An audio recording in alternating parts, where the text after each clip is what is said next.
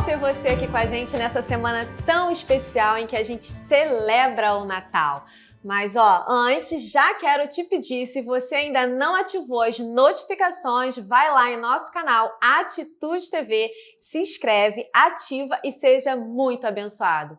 E para ficar por dentro de tudo que acontece em nosso ministério, é só seguir Ministério da Família IBA. Esse é o nosso Instagram. Hoje a gente vai estar falando sobre o verdadeiro sentido do Natal.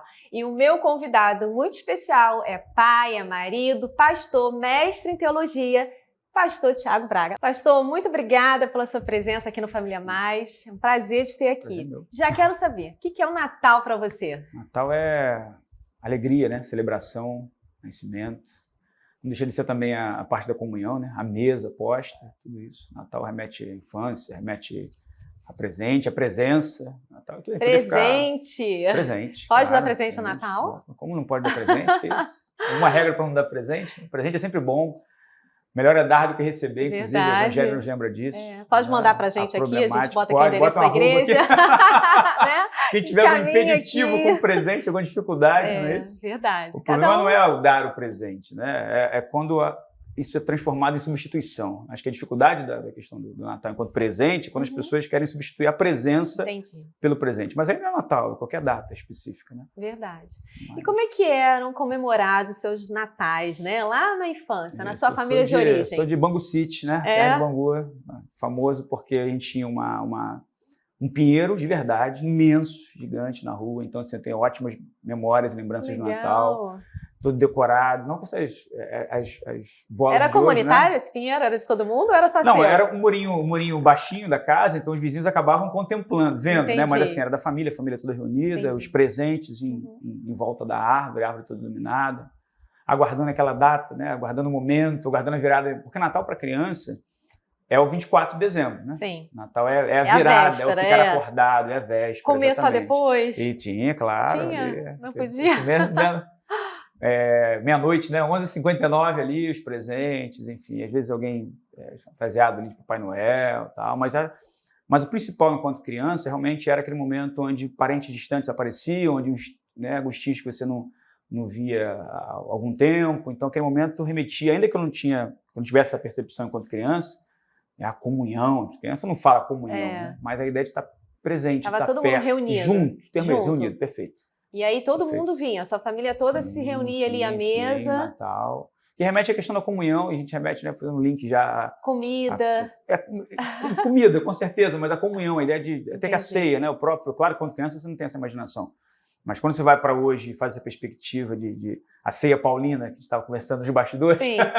Que eu achei muito interessante você trazer isso para a gente. A ceia que a gente celebra nas nossas igrejas, por mais que a gente cite Carta de Paulo aos Coríntios, a primeira, né? A gente faz muito uma ceia mais voltada para Lucas, uma ceia de Jesus, que é o desejei muito participar disso com vocês. Né? Jesus não está falando de pão, de vinho, está falando o disso é koinonia, comunhão, né? O encontro, estar juntos. Só que não tem aquilo de cada um trazer alguma coisa. Isso é Paulo. Paulo lembra disso, né? Fazer isso em memória de mim, ele faz essa retomada, mas as pessoas levavam as coisas. É por isso que ele vai dizer, olha, esperai uns pelos outros. Não tem nada de místico nisso, né? Tem gente que acha que tem que... Porque senão perde o efeito. A ceia não por causa da comunhão, porque você vinha de longe, ricos, pobres, hein? Porque em Cristo nós somos um. Então remete à mesa, remete à comunhão, remete... O Natal tem isso. Tem muito tem isso, essa questão da comunhão, né? Das pessoas que você não vê há muito tempo. Claro que tem as comidas, né? Participar à mesa, pra gente, é muito importante. Você acha que a gente, cristão, né? Tanto católico quanto protestante, só lembra do nascimento de Jesus, às vezes, na época do Natal? É uma boa pergunta, né? Não é? Uma boa reflexão, talvez. Assim, as datas comerciais ou as datas emblemáticas, né? Elas facilitam os processos de lembrança, obviamente, né? Mas a gente aprende, enquanto cristão, que Jesus nasce dentro de você, o sentimento... Até deixa eu explicar de forma mais prática, né? Talvez para quem está em casa assistindo a gente. Como assim Jesus nasce dentro da gente, não é isso? É a perspectiva do que é Cristo para você. Acho que é mais assim. Jesus reúne os discípulos, olha, o que eles dizem os homens que eu sou? Eles começam a citar um dos profetas, isso e tal. João Batista, Jeremias, e aí ele remete e pergunta, para vocês, quem eu sou para vocês? E aí vem Pedro, tu és o Cristo, o Filho do Deus vivo, tal. E ele diz, olha, não foi nem carne nem sangue que te revelou, então quem é Jesus para nós? Quando você tem essa perspectiva de que ele é o Cristo, aquele que havia de vir, que veio, compreender Cristo nascer dentro da gente é compreender o evangelho, o anúncio, compreender tudo que ele proporcionou para nós, essa revolução de vida, não pelo braço, pela força, né? A maior revolução possível é a revolução do amor. Então, quando a gente aprende que Deus é amor e ponto final, não precisa de complemento, a gente que gosta de complementar, porque Deus é amor, nos ama, nasceu, porque o nascimento de Cristo é a manifestação desse amor. A gente celebra muito morte e ressurreição, certamente a data mais emblemática para o cristão, a questão da Páscoa, deveria ser, né?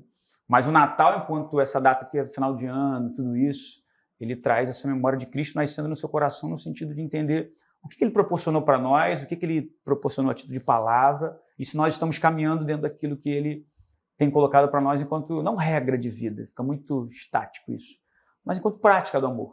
Né? Então, nascer Cristo dentro de nós realmente não adianta celebrar a mesa só numa data específica, numa noite, e nos outros 364 dias, né, você não falar com a pessoa, não conversar com a pessoa, não se preocupar, e aí virou uma data realmente totalmente comercial. Né? Fica um ritual. E ritual, boa palavra, né? Excelente. Então, na verdade, você considera o Natal para os cristãos o nascimento de Cristo? A celebração que nós fazemos, né, a ideia, obviamente, remete ao nascimento de Jesus, que obviamente não foi 25 de dezembro, né, uma data emblemática, há distorções na história, mas o que tudo indica, Constantino vai institucionalizar por um ambiente de sincretismo, né? Mais ou menos fazer uma releitura e pegar uma data, que era uma festa mundana, uma festa secular, esse termo é bem complicado, secular, mas ao Sol, Invictus, né, e tudo isso, ao Deus Mitras também, uma linha que entende isso, e você transformar, você cristianizar, é importante separar cristianismo de evangelho, né, certo? Esse ismo, essa instituição, são coisas distintas?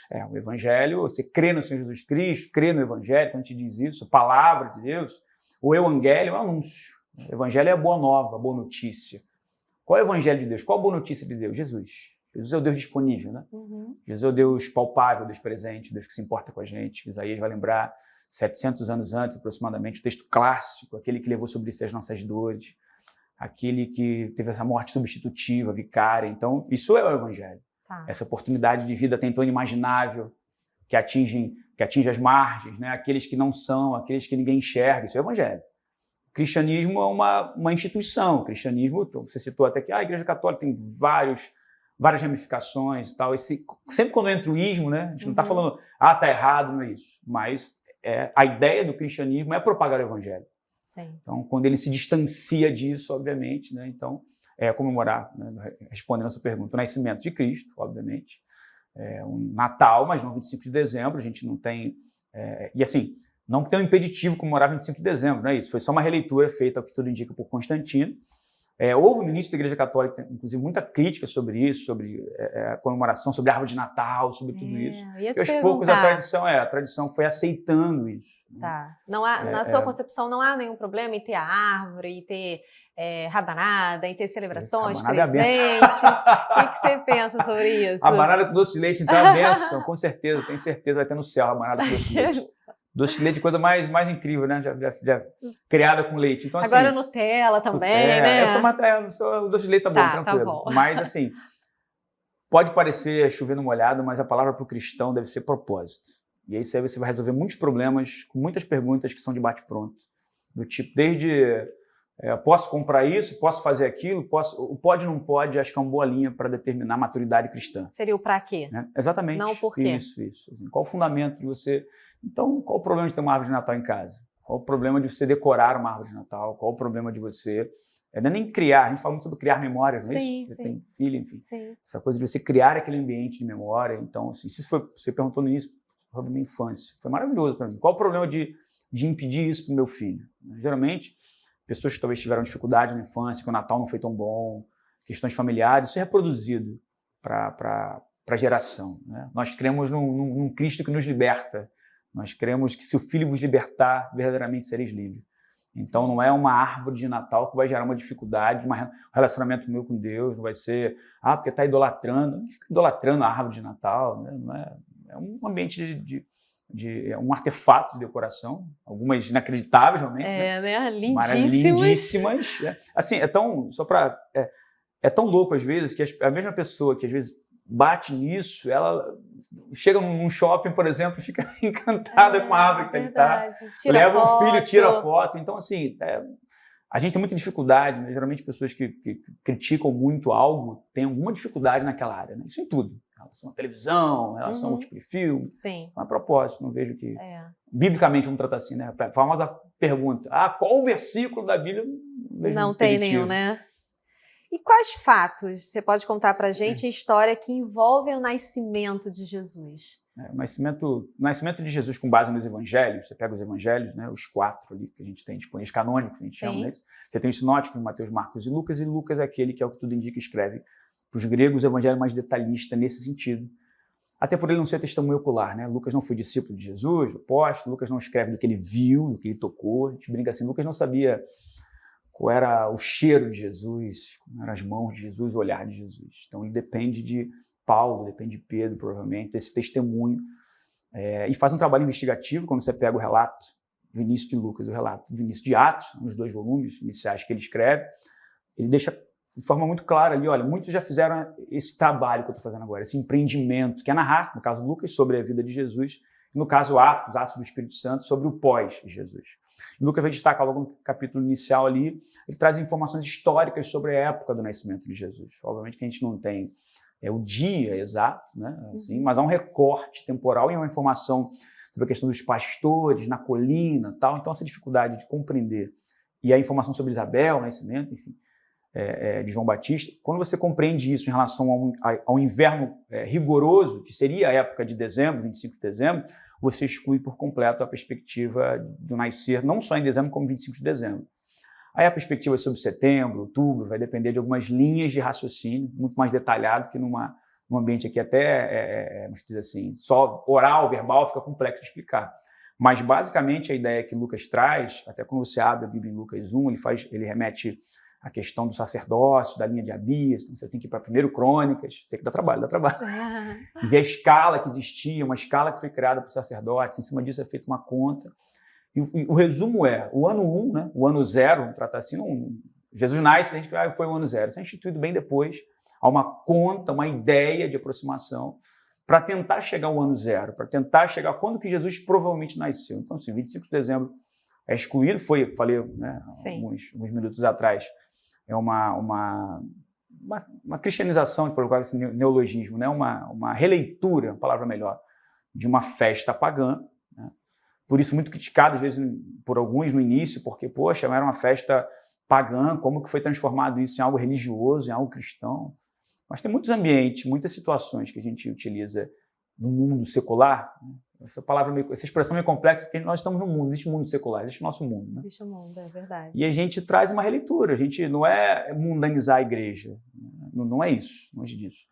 Mas é trazer essa releitura, e o Natal certamente é uma delas. Então, isso que a gente ouve, você acredita que esteja relacionado a algumas heresias que falam, não pode isso, não pode aquilo, porque a gente ouve tantas coisas que em algum momento a gente ficou confuso. Né? Ou acredita, e como é que a gente... Porque traz, eu acho então, assim, o que é verdade? Verdade é que Jesus nasceu. Verdade é que Jesus nasceu. E morreu por mim e por você. Nossa, perfeito. Fecha o programa aqui. Não, essa é a verdade a gente quer absoluta ouvir da fé. Né? Tá. Então você perguntou assim, a verdade eu citei Lucas. Alguém está em casa assistindo e fala assim, pô, legal, ele citou Lucas, mas pô, isso está na Bíblia.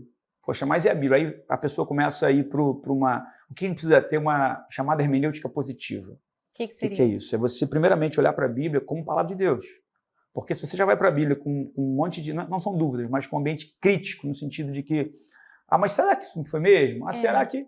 Então, a base histórica para o nascimento, você está citando o evangelho que Lucas escreveu, poxa, mas qual a prova que a gente tem sobre isso? Quantos relatos, quantos escritos, quantas outras situações? O pessoal que não tem aula comigo, né, presencial, a primeira coisa que a gente coloca no quadro lá é fé. Fé. E a Bíblia diz que a fé vem pelo ouvir e ouvir da palavra de Deus. Eu falo muito do ciclo, importante, não vicioso, mas necessário, que eu preciso ter fé para olhar para o texto bíblico como palavra de Deus. E quanto mais eu olho para o texto bíblico, leio e creio no que está escrito ali, vivo o que está ali, a minha fé é retroalimentada. Né? Então, essa fé para olhar para o texto bíblico, crendo que é a palavra de Deus. Então, quando eu creio que é a palavra de Deus, aí Lucas me serve. Aí os textos sagrados servem para a gente. Então, o ambiente da heresia é uma palavra muito forte. Né? É a heresia. A heresis é uma ideia do grego, uma ideia de você evidenciar uma parte do todo. O conceito de heresia surge nesse sentido. Então, eu tenho lá Jesus 100% homem, 100% Deus, por exemplo. Rápido, como é que explica então, isso? Isso é um ambiente teológico. A teologia bíblica não tem essa expressão. Isso é um ambiente da sistemática. Você não tem um versículo que vai dizer assim, Jesus era 100% homem. Não tem esse versículo. Verdade. Então você trabalha dentro da sistemática, com fonte, com base na Bíblia, e enxerga, né, por referências, por versículos, que Jesus, ele não era um Deus pela metade. Primeiro porque não existe Deus pela metade. Né? Se alguém é pela metade, não pode ser Deus. Deus não é 80% soberano, ele é soberano. E ele também não era um homem pela metade, porque senão a tentação não serviria, senão ele não poderia ter ido à cruz do Calvário de verdade. Seria sempre uma mentira. Tudo que não é completo, que não é perfeito, não é isso, fica vazio em relação à divindade. Então, quando você vai para o texto bíblico com fé, olhando para isso, você, falando da divindade de Cristo, né? Você olha esses relatos do Evangelho para corroborar, para alimentar a sua fé. Alguém perguntar assim, como é que você prova que Jesus está vivo hoje, se for sobre o nascimento, que é Natal, né? Você vira para a pessoa e fala assim, porque eu falei com ele hoje. Eu ia te perguntar, como é que faz para sentir esse Jesus palpável? Perfeito. Já que você não toca. Jesus do Evangelho. Como que Exatamente. faz isso? A gente faz um caminho interessante, né? O Deus do Antigo Testamento, para muita gente, era um Deus esquisito, um Deus distante, um Deus soberano, um Deus transcendente. Né? Transcendência, em poucas palavras, mas um Deus também todo-poderoso. Ali, né? Que para muita gente é corrige, vingativo, ciumento. Alguns profetas chamam um Deus ciumento, um Deus vingativo, um Deus terrível. Em Jesus, esse Deus se disponibiliza. Né? Em Jesus, esse Deus, João vai dizer que ele se fez carne, nem foi feito. No princípio era o verbo era Deus, o verbo estava com Deus, ele vai dizer tudo foi feito por ele, sem ele nada que foi feito se fez. E no 14 versículo ele vai dizer, olha, o verbo se fez carne e habitou entre nós, ou seja, ele se fez como um de nós, ele se disponibilizou. Então, quando Jesus é o Deus disponível, Jesus é o Deus palpável, mas ainda para nós aqui que não vivemos, né, o Jesus dos evangelhos, no sentido de como era Jesus, aí a Bíblia resolve o nosso caso, que ele vai dizer, não vou deixar vocês órfãos. Vou para o meu Pai, mas assim, vou enviar um outro Consolador, o Espírito Santo. Então, Deus distante, com aspas, né, como eu estou dizendo aqui, para muitos do Antigo Testamento, que não falava com qualquer pessoa. Jesus é o Deus que se disponibiliza para qualquer pessoa, porque não existe pessoa qualquer para Jesus. Ele vai ser acusado, inclusive, ele come e bebe com qualquer pessoa. Né? Sentar-se à mesa para o judeu é algo muito... Eu te conheci, a gente se conhece hoje aqui, prazer, vai acabar o programa, vamos almoçar ali? A gente vai sentar à mesma mesa, zero problema. A pessoa começa a trabalhar hoje aqui no Brasil, no Ocidente, enfim. Sim. Olha, começou a trabalhar aqui hoje, vamos jantar em tal lugar, vamos almoçar em tal lugar, porque as pessoas... Isso é impensável para um judeu. Porque o comer, o sentar-se à mesa é literalmente sagrado. Por isso Jesus é muito criticado sobre isso. Porque ele come e bebe com qualquer pessoa, e aí a gente pode remeter isso até ao Natal. Como assim, Tiago? Que loucura é essa remeter ao Natal? Você está falando que o Natal é Jesus presente em comunhão, em mesa, não é isso? E nascer dentro da gente. O que Jesus faz para resolver esse problema da dificuldade do judeu comer e beber com qualquer pessoa? Transforme a qualquer pessoa, a pessoa qualquer, transforme o outro em próximo. Se o teu problema é a distância, aproxime. Legal. Então Jesus é esse Deus disponível e o Espírito Santo, que percepção maravilhosa, que é o Deus né? que habita dentro de você. A multiplicação dos pães tem isso, né? Aquele grande milagre que foi no seminário ali. E ele vira para os discípulos e fala, dá-lhes voz de comer. Isso que ele fala para a gente amar o próximo como a nós mesmos, né? Exatamente. E eu amo esse Deus que criou a gente para se relacionar. Total. Não é? Total. Para isso, exatamente. Porque Deus, eu falei do transcendente, então tem o Deus imanente. Exato. Né? O Deus que se relaciona, o Deus que escuta sua oração. Exato. Que não rejeita a oração de ninguém, né? Não, independente jamais. do momento que a gente esteja enfrentando ou vivendo. Né? Tem pessoas que podem estar em casa falando, mas o meu Natal esse ano é diferente, perdi alguém que eu amava, passei por alguma dificuldade. Sim. Não, o Natal não traz essa coisa mística de apagar o que a pessoa viveu ou sentiu. Mas o nascimento de Jesus transforma isso, sim, né? Exatamente. Ótima análise. Porque... Tô aprendendo, viu? Porque... Eu tô tendo uma aula aqui, gente. Ótima análise. Porque as pessoas perguntam assim, dor não se mensura. Dor não se mensura. Porque dor não é sentida. Eu posso dizer que eu sinto a sua dor, mas eu de fato não sinto o que você está sentindo. Eu posso me colocar no seu lugar, né? Porque fala assim, fulana perdeu o pai, eu também perdi o pai, logo... Essa análise, logo, vírgula, para a dor não existe. Mas para Cristo existe. Por isso ele pode dizer, né? Eu sei o que você está sentindo. É a perspectiva do ele levou sobre si todas as nossas dores, né? De Isaías. Então... O que você imagina a título de qualquer dor, pergunta assim, mas onde Jesus estava quando eu perdi meu filho? No mesmo lugar que ele estava quando o filho dele estava sendo crucificado. Ele estava ali, presente. A soberania de Deus continua intacta, né? Isso é explicável? Claro que não. Nós somos seres contingentes, nós verdade. somos, né? Deus é o ser necessário. Uhum. Mas ele é soberano, ele cuida. E o fim é bom. O fim é bom. O fim é bom, Só né? que o fim não é aqui, né? O fim não é aqui, mas o fim é bom. O fim é bom. Apocalipse garante pra gente. Pode crer nisso, Sim, né? com certeza. Já que a gente está falando de nascimento, Sim, né? sim.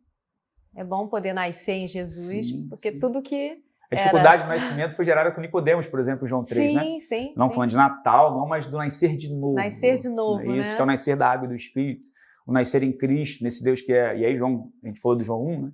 2, o primeiro milagre, logo ali é festa. João 3 tem Nicodemos. E João 4 você já tem uma aula sobre culto. Sim. Que é o cultuar em espírito e verdade. Aqueles que adoram o espírito e verdade. E, pastor, por que é tão importante celebrar o Natal? Já que a gente está falando do nascimento de Jesus, da comunhão, de alegria, por que você acredita que todas as famílias deveriam celebrar o Natal? Acho não, tenho certeza que celebrar em si é muito importante, independente do Natal. Você aproveitar a perspectiva de que Deus te colocou aqui para um propósito. E se você está aqui, é a questão do aniversário, a questão de você estar vivo hoje, a questão de ser grato pelo que você tem. Contentamento, né? As pessoas confundem contentamento com a ideia de tá bom, então não estou querendo melhorar. Não é isso. Contentamento é ser grato por coisas que você certamente orou muito, hoje você tem, você despreza. Coisas que você despreza, que muitas pessoas orariam bastante para ter o que você tem hoje, né? Entender isso. E o Natal se celebra o nascimento de Cristo, porque a morte e ressurreição, eternidade, é isso que a gente celebra, é isso que a gente... Né, tem linhas teológicas que não se celebra o Natal porque a Bíblia fala para a gente celebrar ou comemorar a morte e a ressurreição de Jesus e tal. Mas só a perspectiva de morte porque o homem nasceu. O dia, o filho principal está sobre toda essa ideia que foi preparada, o nascimento específico de Jesus, enfim, o nascimento preparado, anunciado pelo Antigo Testamento, pela Primeira Aliança, Maria, enfim, todo Lucas, né? Lucas vai destacar isso, Lucas que escreve ali aos amigos, né? Teófilo, aos amigos de Deus. Lucas dá voz a essas pessoas. Em Lucas que as mulheres falam, em Lucas que Maria fala, por exemplo, mais. Então, assim, por que celebrar o Natal? Porque é celebrar o nascimento daquele que nos trouxe vida. Obviamente que é complexo para a teologia, porque João vai dizer, olha, o verbo se fez carne e habitou entre nós. Né? Como que alguém que já era se torna? Como que alguém que sempre foi? Porque Deus não existe, Deus é, né? Mas João vai ao Gênesis para dizer para a gente, olha, lá no princípio, sabe, quando tu abre a Bíblia, quando tu vê lá no princípio criou Deus, então tem Deus ali, Deus Pai, né? Isso, os céus e a terra, o texto diz que a terra era um caos, sem forma e vazia, e havia trevas sobre a face do abismo, ele cita o Espírito Santo, mas o Espírito pairava, se movia sobre a face das águas. E aí falta, para muitas pessoas, o Filho, né? Aí João diz em João, olha, no princípio era o verbo, era a palavra. Aí quando você lê Gênesis 1:3, o texto diz assim, e disse Deus, e falou Deus, e verbalizou Deus, haja luz. E a luz não pensa se vai aparecer, ela aparece. Ela aparece. E aí João vai dizer, olha, tudo foi feito por ele. E ele quer o quê? No princípio a palavra. E Deus vai criando pelo poder a palavra, né? Então não tem como não celebrar isso. Verdade, não tem como.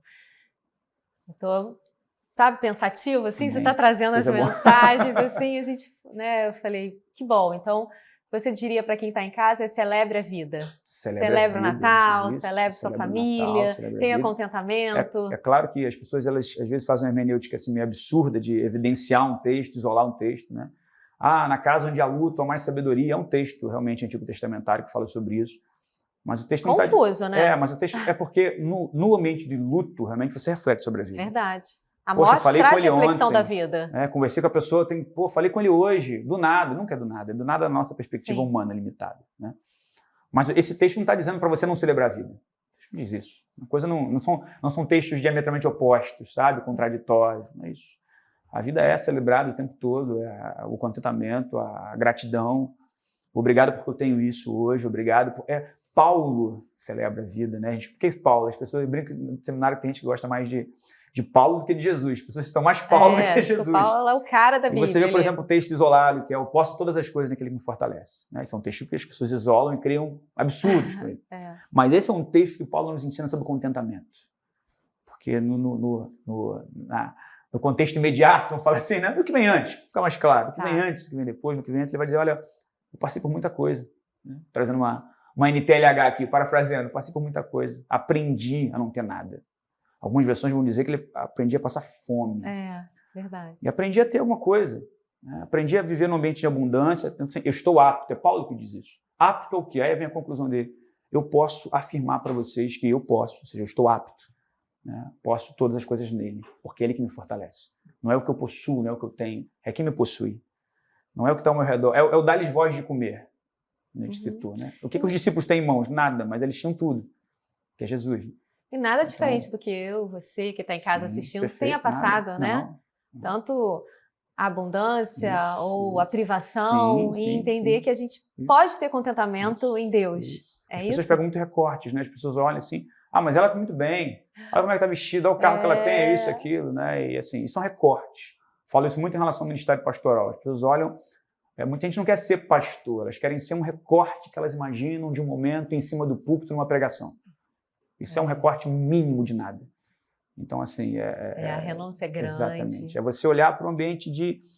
A palavra-chave é essa, contentamento. É você ser... E contentamento não é, como eu falei, frisando, não é você estar... cruzar os braços, estar acostumado pelo que eu possuo e só isso. Tá bom, Deus.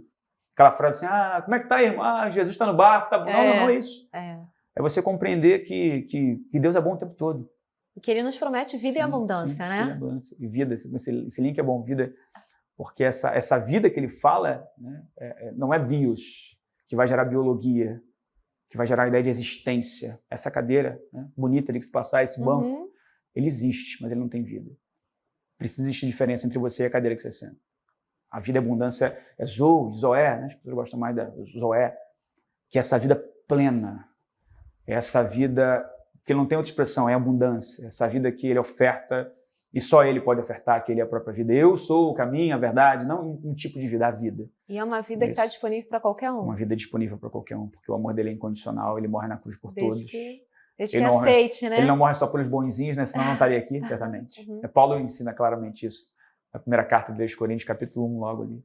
Para os que não são, para os fracos, enfim, pela loucura da pregação, né?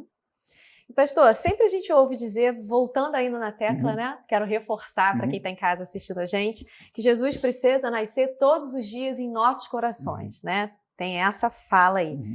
Não só numa época do ano, como que faz para Jesus nascer todos os dias em nossos corações? Também, lembrando da Páscoa, a gente fez o link, né? Já que falam tanto da Páscoa, o feriado cristão, a Igreja Católica realmente, né? Ela evidencia muito mais a celebração da Páscoa no sentido de um feriado religioso, um ambiente de celebrações. Né? A gente realmente celebra a ressurreição de Cristo, tudo isso, Cristo está vivo, mas só para entender. Então tem a famosa Sexta-feira Santa, um feriado nacional, todo mundo conhece. Você sabe que na prática católica, não só isso, mas entre outras coisas, não se come carne nessa sexta-feira, né? Pelo corpo de Cristo, tudo isso. Mas a pergunta é, qual o sentido de eu, né, de apenas nesse dia não comer carne, em todos os outros 364 dias eu viver do jeito que eu quiser? Então por que esse link para a questão do Natal? Jesus nascer dentro de nós, né? Então vamos lá. Eu tenho ali a vida que eu vivo de qualquer jeito e chega o Natal. Não, Natal tem que ter isso. A roupa, por exemplo, né? Não, Natal, as pessoas brincam, né? Eu compro a roupa lá para ficar na sala. Sim, é verdade. É isso, tal. Reúne a família, é isso, reúne a família, aquela roupa tirar foto, tal. São tradições isso. Mas realmente, no ambiente evangélico, né? E evangélico não numa ramificação de igreja, evangélico é aquilo que remete ao evangelho de Jesus. Nós somos ensinados a ter uma vida, constância é a palavra correta, né? Você ser constante. Então, ser constante é você celebrar o aniversário, você celebrar, você certamente conhece histórias de que o pai que guardou, além de histórias reais, histórias que geram a reflexão da gente, né? Você guardar o presente para dar numa data específica e a data não chegar e a pessoa, enfim, acontecer algo. Então, é você celebrar o hoje. E aí o evangelho nos faz para celebrar. Porque se você, é mais ou menos assim, se você consegue falar com a sua mãe, por exemplo, né? Digamos que sua mãe não mora com você, mas todo dia você busca falar com ela. Oi, mãe, tudo bem? E tal, tudo bem. No dia, que a gente não sabe qual, mas acontecerá caso ela parta antes da gente, se não no dia, pelo menos no dia anterior você terá falado com ela. Sim. Né? Ou seja, você mantém um contato constante. É prioridade, né? A gente fala assim, olha, se você tivesse a certeza de que Cristo fosse voltar literalmente amanhã, literalmente, não amanhã, futuro, você mudaria suas prioridades de hoje? Sua agenda hoje, a partir da tarde agora, seria outra? Com certeza. Teria pessoas para você ligar agora? Com certeza. Então, essa perspectiva da igreja primitiva, por exemplo, né, que não era perfeita, longe disso. Sim. Mas uma coisa eles tinham de certeza no coração, era a volta iminente de Jesus. Não iminente, não um ambiente da iminência muito distante, é o amanhã literal. E aí a prioridade muda. O que você está propondo é que realmente a gente viva essa vida diária com Jesus. Perfeito. né? Sabendo e crendo que ele pode voltar a qualquer momento. É como se ele, as pessoas usam muito, né? Tivesse nascido ontem, né? Morrido hoje, enfim, lá, ressuscitado. Foi morto ontem, ressuscitou hoje, fosse voltar amanhã. Como é que muda a nossa agenda, né? Sim. Uma boa ótica, Nossa, né? Para a gente amar mais, celebrar mais, viver mais, falar mais de Jesus. Não tem nenhum problema que você entenda que o Natal possa gerar um engajamento para isso. Sim. Ok. Né? Como gera para o ambiente comercial, como gera para o final de ano, né? 13º, tudo é gerado. Presente, não é isso? Né? Cabe ao cristão filtrar isso, cabe ao cristão fazer a diferença. Não impedir que... Primeiro que a gente não vai conseguir isso. Entrar nessa luta desnecessária, não é um ambiente não pode celebrar, aí você vai gerar o evangelho não é um ambiente de muro, um ambiente de ponte. O evangelho não foi criado para você gerar esse muro, essa separação. Você é isso, então você não fala comigo. Você crê nisso? Não, ponte. Mas não tem o estreitamento da porta? Não, beleza, tem. A Bíblia diz, né? A porta é estreita. Mas quem estreita é o Espírito Santo, não eu. Eu não fui chamado, eu não sou porteiro dessa porta. Amém. Que bom trazer essa ótimo. ótica, A gente foi chamado para escancarar a porta. E escancarar não é... E trazer esse entendimento para quem está em casa, de que não precisa ter essa coisa pesada. Você está trazendo o evangelho de uma forma leve, né? De uma forma, olha, né? Exerça aí sua responsabilidade. Você quer? Eu quero. Me faz bem, pode fazer para você. É Josué 24, né? outra frase solta que as pessoas usam muito, que é eu e minha casa serviremos ao Senhor. É o capítulo final de Josué, onde ele reúne os anciãos, os líderes, o povo todo, explica sobre a necessidade de comprometimento com a palavra, de afastamento dos ídolos, de tudo isso. Perfeito. E aí no finalzinho ele fala, eu e minha casa serviremos ao Senhor, e vocês? Para cada frase minha ele tem um versículo. Olha que bênção! Bem, pastor, quero te pedir para ficar aqui comigo, você que está em casa, para a gente assistir agora aquele momento do Orama Home.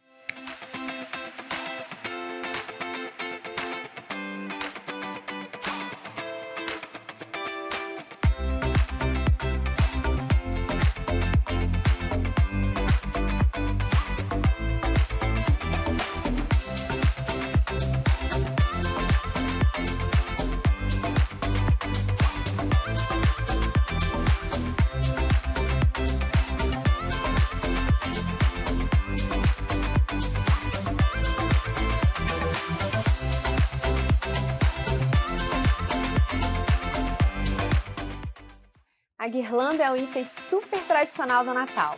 Ela é usada para decorar a entrada da casa, deixando ela linda, alegre, festiva e é um sinal de boas-vindas. Hoje, a Duorama Home trouxe algumas opções maravilhosas de guirlanda para sua casa. E olha que sensacional! É exclusiva, não tem repetição. Você pode ter a sua personalizada.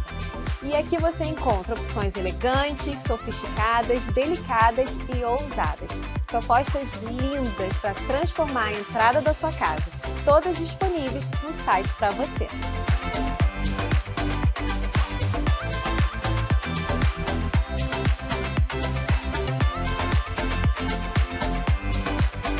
Estamos de volta com o pastor Thiago Braga falando sobre o verdadeiro sentido do Natal. Está falando para a gente de uma forma bem legal, bem leve, né? Que todo mundo está em casa e fala assim, esse Natal eu quero. Amém. E pastor, como é que é hoje? Como é que você celebra o Natal na sua casa? Perfeito. Estou com um herdeiro, né? Um pequeno profeta, Daniel, 1 ano e 3 meses. Não tem ainda muita clareza com o Natal, mas de presente ele tem, não é isso? Já vem embalagem, já vem presente, já fala presente. Não é já tem a árvore lá com presente? Tem a árvore lá, entendeu? Pequenininha, humilde ali, penduradinha, mais tranquilo, mas tem. Tem na casa do vô, no vô tem. Né? Tem? Boa esse gancho da sua pergunta, porque assim, acho que mudou mais a perspectiva dos avós.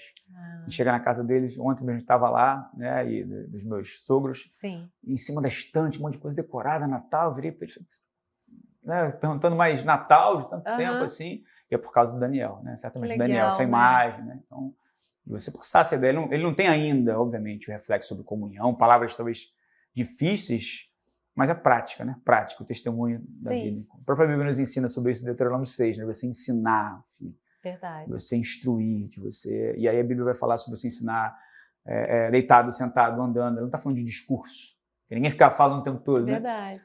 Ela está falando de prática. Mas ele vê você agradecendo, né? Orando com a sua esposa. Esse é um ótimo link, porque assim, eu falo muito isso em aula, em pregação, se o seu filho dependesse unicamente de você, um recorte temporal, um dia específico, se seu filho dependesse unicamente de você como fonte de vida, de informação, de testemunho, ele oraria?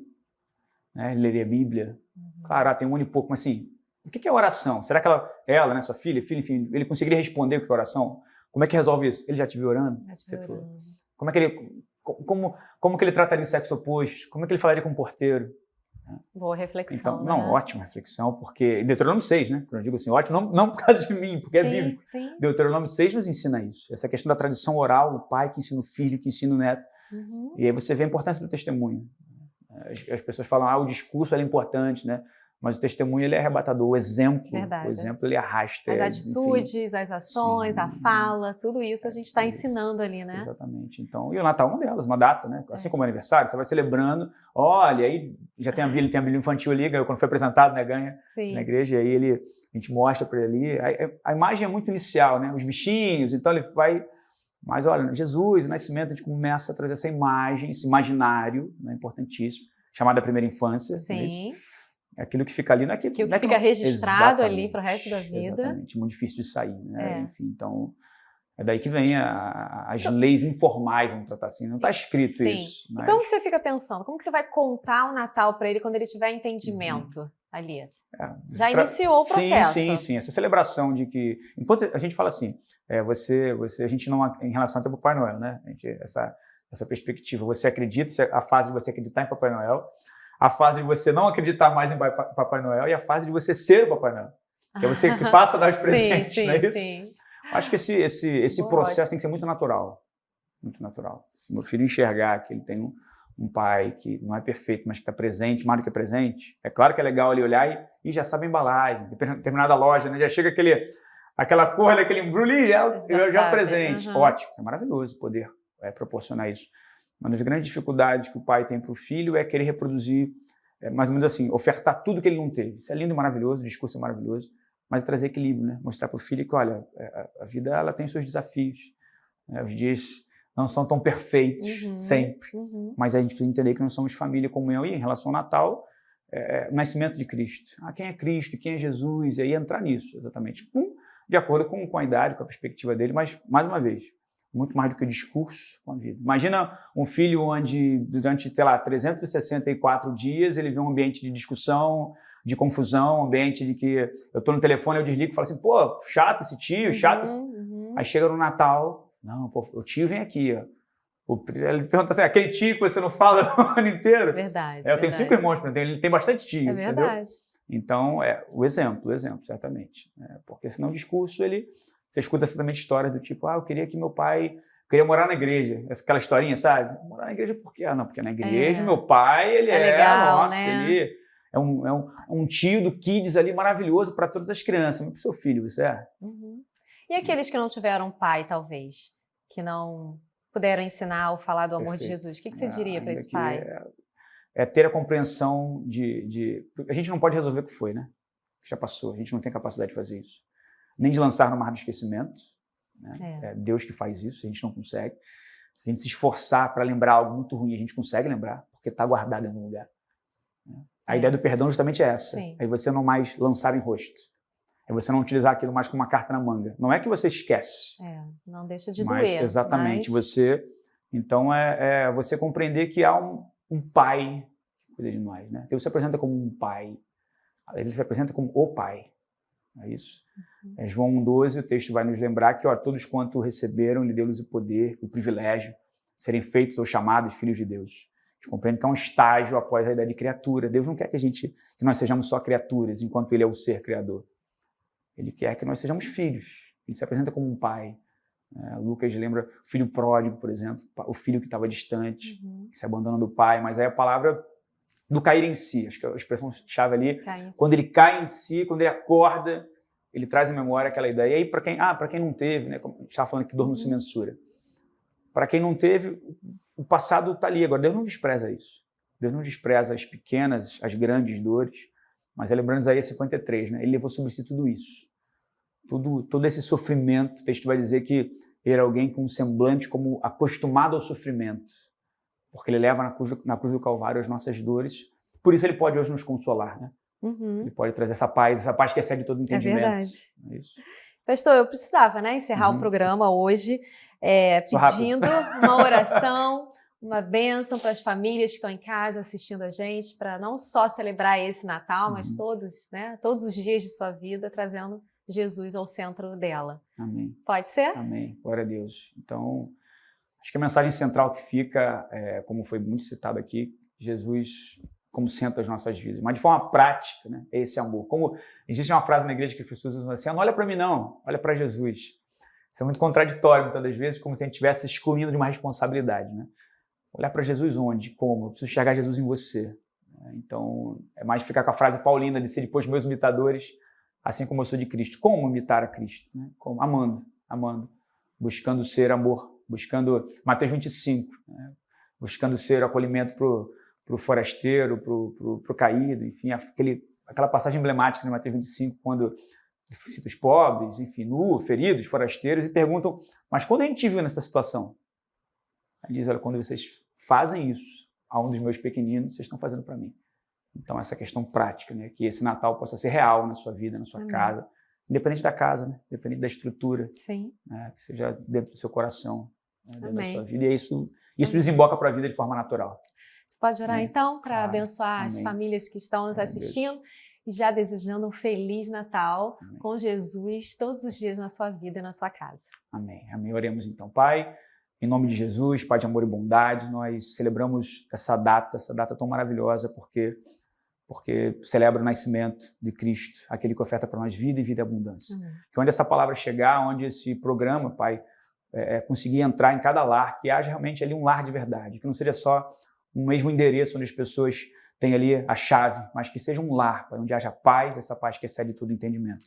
Nós profetizamos paz sobre as famílias, vida, Pai, vida e vida em abundância. Amém. Nós te louvamos por essa oportunidade. Em nome de Jesus. Amém. Amém. Já quero agradecer a sua presença. Toda sexta-feira, 21h30, pela Atitude TV, nós temos um encontro. Pastor, muito obrigada pela sua vida, pela sua família. Amém. Deus te abençoe a cada dia mais e te use de forma tão simples e tão maravilhosa. Amém. Deus é bom o tempo todo. Amém. Nosso Feliz Natal, Natal mais para você, mais amor, mais presença de Deus, mais alegria, mais comunhão e até a próxima semana. Meu beijo, gente. Tchau. Feliz Natal. Feliz Natal.